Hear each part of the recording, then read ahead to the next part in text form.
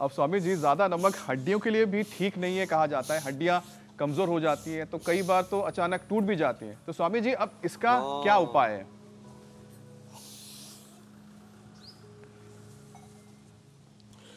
हड्डियां जब कमजोर हो जाएं, एक तो धूप में बैठाना, मिलेट्स खिलाना, और न्यूट्रिला डी, B12 और फिर बोन हेल्थ, मुक्ता शक्ति, मोती पिष्टी, नेचुरल चीज़ें, बाजरा, रागी, जवार, इनमें पूरा आयरन, इनमें कैल्शियम। और हाँ, फिर ये जो सिंघाड़ा है, जो सिंघाड़ा, कुट्टू, ऐसे चौलाई, रागी, ये सब हमने सारे देश को ये सब चीज़ें उपलब्ध करवाई हैं। मिस्सी आटा, मिक्स आटा, और जौ का आटा, जौ का सत्तू। जौ का आटा तो ऐसे ही बना देते दाल से, और चने को भून करके फिर सत्तू बनाते हैं।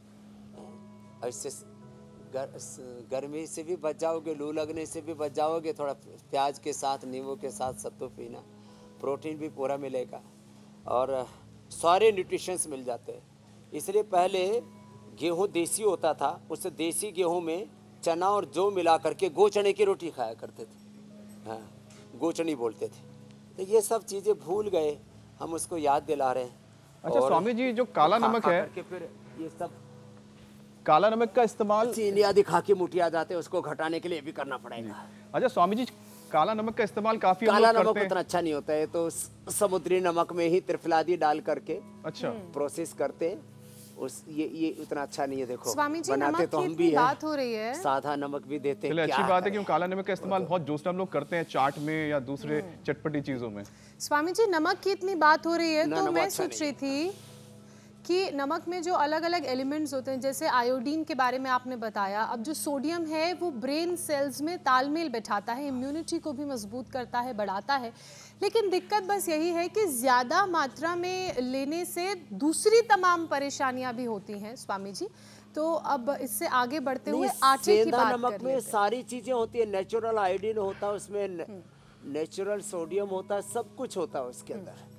जितने भी शरीर के पोषण के लिए, ब्रेन से लेकर के नस नाड़ियों से लेकर के, वो सारे पोषक तत्व नेचुरल चीज़ों में होते हैं।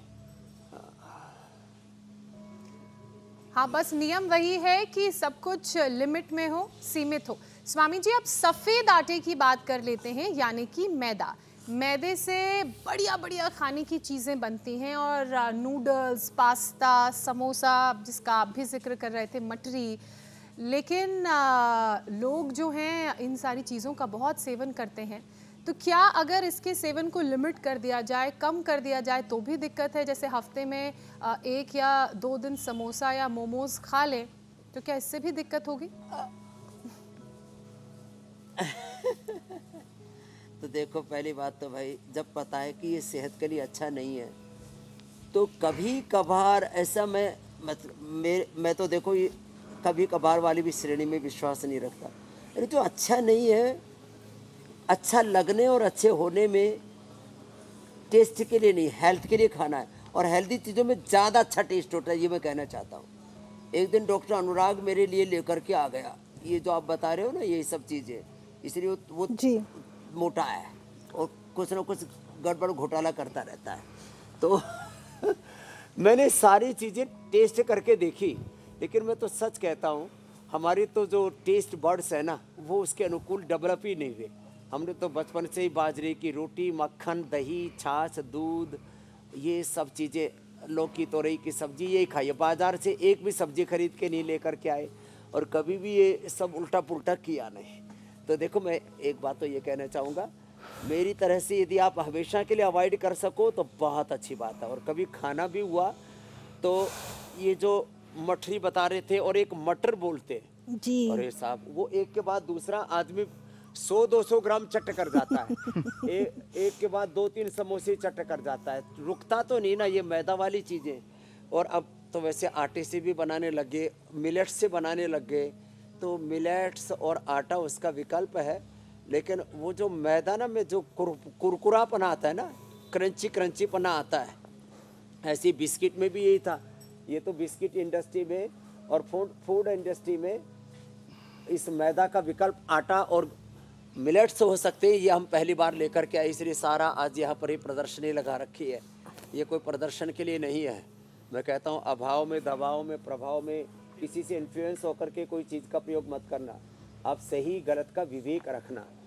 हमारे तो दर्शन शास्त्रों का सार ही ये है, अज्ञान, मिथ्या ज्ञान, अल्प ज्ञान, अविद्या और अविद्या जनित वृत्तियाँ, प्रवृत्तियाँ और दोष, उसी से जिनमें रोग, दुख और जितने भी जीवन में जटिलताएं हैं, जितने भी जीवन के अंदर विषमताएं हमने चैलेंजेस खड़े किए हैं, वो हमारे इसी मूर्खतापूर्ण कृत्य के कारण से हैं। इसलिए सब चीज़ों के बारे में गंभीरता से विचार करेंगे। हमें क्या खाना है, क्या पीना है, कैसे जीना है, आहार के स्तर पर, विचार के स्तर पर, व्यवहार के स्तर पर, जितने भी, ये तो आज हम प्रतीकात्मक रूप से इन 5 बातों के बारे में बात कर रहे हैं। बाकी जीवन में जहाँ जहाँ हमको लगता है कि यहाँ से हमें अपने कुंठाओं को, अपने अविवेक को, अपनी मूर्खताओं को हटाना है, तो उसको हटा करके तभी हम जीवन में पूर्ण स्वास्थ्य, सुख, समृद्धि, शांति, सफलता, विजय पा सकते हैं। और ये गलत चीज़ें खा खा करके पेट गड़बड़ा जाए तो थोड़ा पवन मुक्तासन, उत्तान पादासन कर लेना, मुठिया जाए तो अर्धलासन, पाद वृत्तासन, द्विचक्रिकासन, स्थित कोणासन, चक्रियासन कर लेना, वो हम बता चुके हैं।